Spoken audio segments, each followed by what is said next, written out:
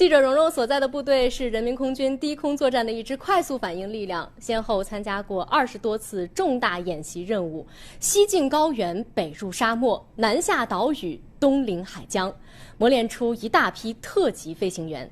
这2天，这支部队举办了一场特别的新年活动，邀请了官兵家属走进他们的站位，我们也一起去现场看一看。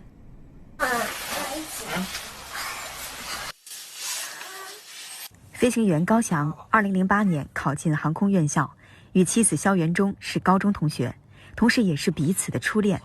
从异地到同城，从恋爱到结婚，他与飞行结缘了15年，与妻子相爱了15年。现在他们有了2个可爱的宝宝，今天是他们第一次与直升机的近距离接触。我们去看飞机了。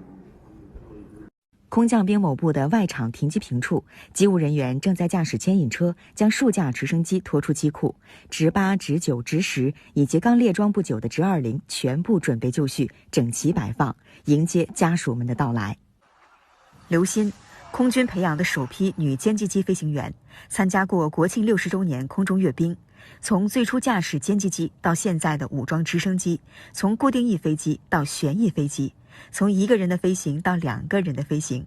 刘鑫的丈夫也是一名直升机飞行员，女儿陈笑妍今年7岁，作为双飞家庭的孩子，对直升机有着更深的认识。我觉得参加完这个活动，对他，就是他会更理解一些我们吧。就是每次我说好，妈妈要去飞行，他倒是会一直嘱咐到我走到1楼，他都说妈妈注意安全，妈妈你要保证安全回来，都是那种。平时我们这个工作是很严肃的，然后他也没有机会接触到这些东西，就是通过这样的活动的话，能够让他设身处地的了解到我们工作啊、生活啊。其实是会更加理解你们的工作，知道你们的工作的环境，然后能感受到，在这里工作的时候，可能也会风吹日晒啊，然后机舱里面也其实是比较狭窄的，如果在上面坐好几个小时，我觉得肯定也是很辛苦的。我大女儿读的第1个单词就是 helicopter， 就是直升机，这是一个很长的单词，可能对于小孩子来说的话，这是一个很难的一个单词，听到就是想，这肯定是我家属教的。在现场，记者还发现了这个小男孩一直特别专注地在听着父亲的讲解，格外认真。成为一名飞行员是我的梦想，平时会在图书馆里看一些关于直升机啊之类的书，因为我比较喜欢武装直升机。未来战争和未来的这个装设备的发展，需要有很深的这种理论和眼界。空军直升机会越来越强大，就是我们也期待更多的这种有志青年加入我们的团队，为保家卫国贡献一份力量。这几天，部队的快递站越来越忙了，来自全国各地的包裹都赶在年前送到了。或许包裹里的物品并不贵重，但因为来自家乡，依然让战士们心里格外温暖。满满当当的小货车里是上午刚到的快递包裹，新年包裹，每个人都盼着能早点收到。班长们也一刻没停，在清点统计完之后，赶在午饭前发到了各自单位。吃完午饭，战士们陆续回到宿舍。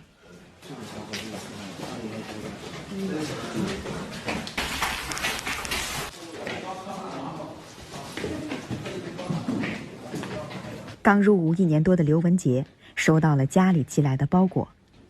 他是四川绵阳人，今年是他第2年在部队过年。寄的什么呀？这是家里面寄的腊肠。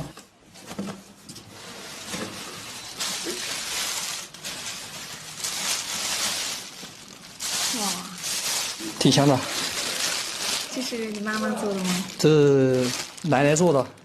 在南方，腊肠最能浓缩过年的味道，家的味道。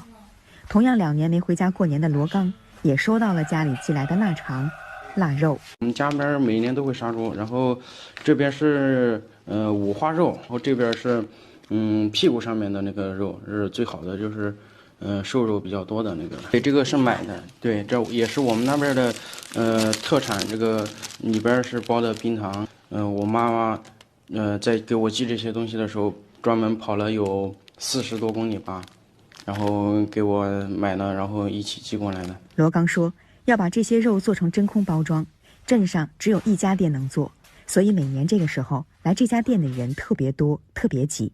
他的妈妈提前1个月就开始准备，包裹里包着的是全家人的疼爱和挂念。我河南的，这个是我家那边炸的牛肉丸子，然后这个是流苏花生米。这花生米也是自己做的？对，是的。是谁做的？我妈，全是我妈自己做。哎，你可以拆，你拆了呀？反正弄过来就是给大家吃的嘛。战士们纷纷拆开家人寄来的包裹，大家一起分享家乡的味道。不管是新兵还是老兵，也不管你来自哪里。赵勇和陈宽是同年兵，6年春节没回过家。今年赵勇要担负战备值班，陈宽把自己的假期让给了战友。这个回家过年他名额有限嘛，还要照顾到一些家里面有情况的，还有这个有家庭的这些老班长们，他们可能更需要回家过年。过年你们自己不想回家吗？想回啊。担任战备任务，所以回不去。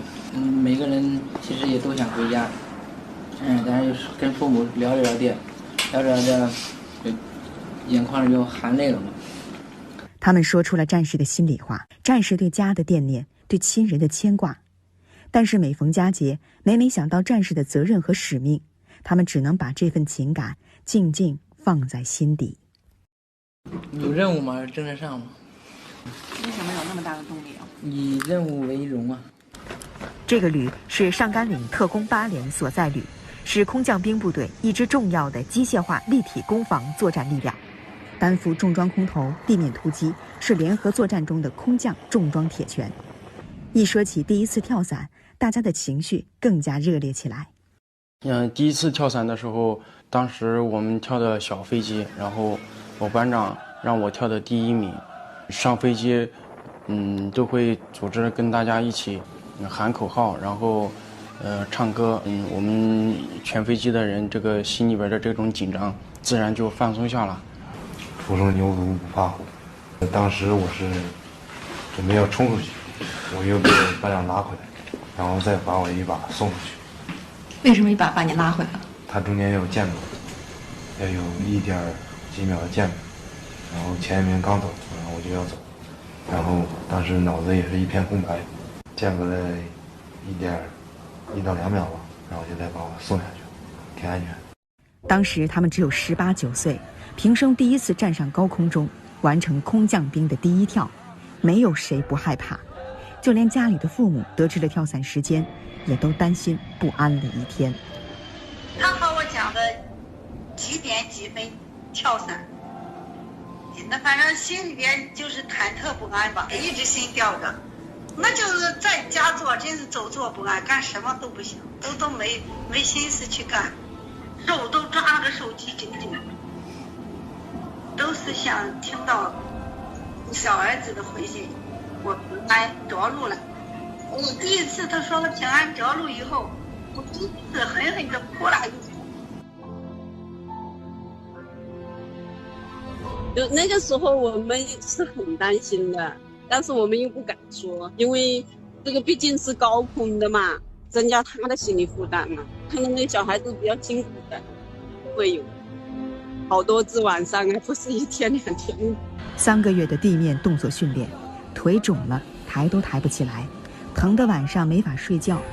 3肿3消才上云霄，在一次次磨砺中，新战士得到了成长。我在天空中旋转，融入了天空之中，从高空看着我们祖国的大地，很美。成长中的年轻战士们眼界开阔了，意志坚强了，同时他们也有一份细心。收到包裹后，他们都会记得给家里打个电话。相隔千里，一路曲折传递。小小的包裹是妈妈专程去40多公里外买回的芝麻饼，是70多岁的奶奶亲手灌好又熏制1个月的腊肠。包裹包着裹着的是亲人深深的挂念，重重的期待他们不忘责任和使命。过年了，战士们要给家人唱上一首歌，作为自己的承诺。